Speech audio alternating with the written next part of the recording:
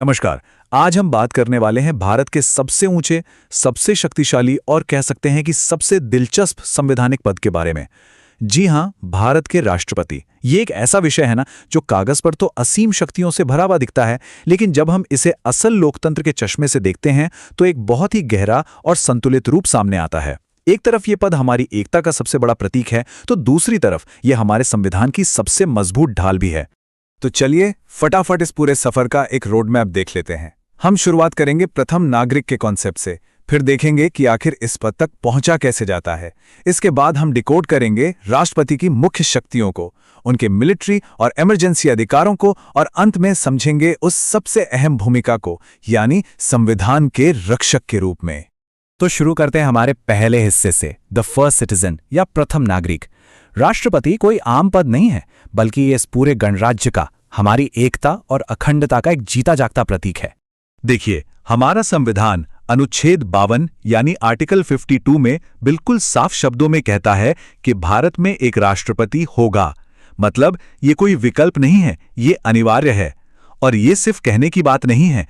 केंद्र सरकार जो भी फैसले लेती है, जो भी बड़े कदम उठाती है, वो सब आधिकारिक तौर पर सिर्फ और सिर्फ राष्ट्रपति के नाम पर ही लिए जाते हैं। अब आते हैं दूसरे हिस्से पर। भाई, इतना बड़ा पद है तो सवाल उठता है कि यहां तक पहुंचा कैसे जाता है, चुनाव की प्रक्रिया क्या है। क्योंकि एक बात तो तय है, हम और आप तो सीधे जाकर राष्ट्रपति के लिए वोट डालते नहीं हैं, राइट? सबसे पहले तो ये नंबर याद रखिए, 35। राष्ट्रपति बनने के लिए किसी भी भारतीय नागरिक की उम्र कम से कम 35 वर्ष होनी चाहिए। इसके अलावा उनमें लोकसभा का सदस्य चुने जाने की योग्यता होनी चाहिए, और सबसे बड़ी बात, वो किसी भी लाभ के पद यानी ऑफिस ऑफ प्रॉफिट पर नहीं होने चाहिए। अब जब आम जनता वोट नहीं डाल रही है तो चुनाव करता कौन है? तो इसका जवाब है एक इलेक्टोरल कॉलेज या निर्वाचक मंडल। इसमें संसद के दोनों सदनों, लोकसभा और राज्यसभा के चुने हुए सांसद होते हैं, और साथ ही हमारे राज्यों और केंद्र शासित प्रदेशों की विधानसभाओं के चुने हुए विधायक भी। यानी जिन प्रतिनिधियों को हमने चुना है वो एक बेहद ही पारदर्शी और जटिल व्यवस्था, जिसे आनुपातिक प्रतिनिधित्व प्रणाली कहते हैं, उसके जरिए राष्ट्रपति का चुनाव करते हैं। है ना कमाल की व्यवस्था? एक बार चुनाव हो गया तो कार्यकाल होता है पूरे 5 साल का। हाँ, वो दोबारा चुने जाने के लिए भी बिल्कुल योग्य होते हैं। पद संभालने से पहले भारत के मुख्य न्यायाधीश उन्हें एक बहुत ही अहम शपथ दिलाते हैं, संविधान की रक्षा करने और जनता की सेवा करने की। और हाँ, अगर कभी किसी वजह से ये पद खाली हो जाए तो उपराष्ट्रपति तुरंत कार्यवाहक राष्ट्रपति के तौर पर जिम्मेदारी संभाल लेते हैं। चलिए, अब तीसरे और सबसे रोमांचक हिस्से की तरफ बढ़ते हैं, प्रेसिडेंशियल पावर्स। अब हम देखेंगे उन शक्तियों को जो संविधान ने इस सर्वोच्च पद को दी हैं। अगर आप इन शक्तियों को देखें तो सच में हैरान रह जाएंगे। इन विशाल शक्तियों को हम मुख्य रूप से 4 हिस्सों में बांट सकते हैं: कार्यपालिका, विधायी, वित्तीय और न्यायिक शक्तियां। मतलब शासन का ऐसा कोई भी कोना नहीं है जो इनकी पहुंच से बाहर हो। आइए इनमें से कुछ सबसे प्रभावशाली शक्तियों पर करीब से नजर डालते हैं।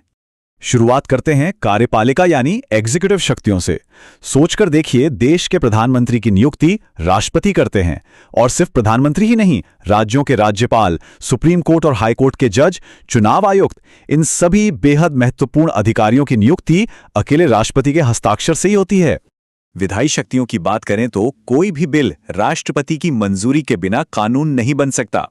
लेकिन यहां सबसे अचूक हथियार है अध्यादेश या ऑर्डिनेंस जारी करने की ताकत। मान लीजिए संसद का सत्र नहीं चल रहा है और देश को तुरंत किसी कानून की जरूरत है, तो राष्ट्रपति तुरंत अध्यादेश ला सकते हैं, और इसकी ताकत संसद के बनाए कानून के बिल्कुल बराबर होती है। इसके अलावा वो संसद का सत्र बुला सकते हैं और लोकसभा को भंग भी कर सकते हैं। और जब बात आती है न्याय की, तो राष्ट्रपति के पास एक ऐसी असाधारण शक्ति है जो किसी और के पास नहीं, क्षमादान की शक्ति। वो किसी भी अपराधी की सजा को कम कर सकते हैं, रोक सकते हैं या पूरी तरह माफ कर सकते हैं।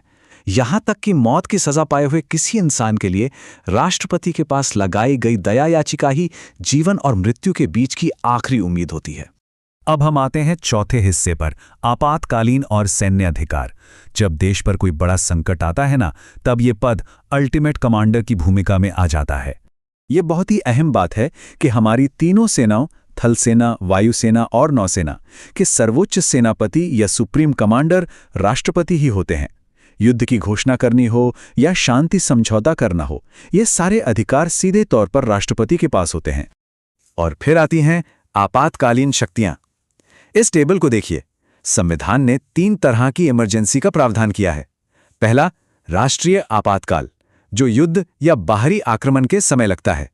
दूसरा, राज्य आपातकाल, जिसे हम आम भाषा में राष्ट्रपति शासन कहते हैं, जब किसी राज्य की संवैधानिक मशीनरी फेल हो जाए। और तीसरा, वित्तीय आपातकाल, जब देश की अर्थव्यवस्था पर बड़ा खतरा हो।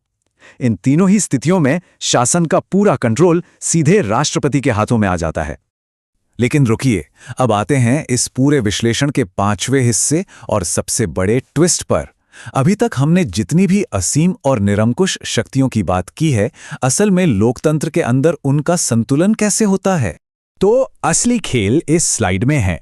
बाईं तरफ है राष्ट्रपति, जो संवैधानिक प्रमुख हैं, और दाईं तरफ है प्रधानमंत्री और उनकी मंत्रिपरिषद, जो वास्तविक कार्यपालिका हैं।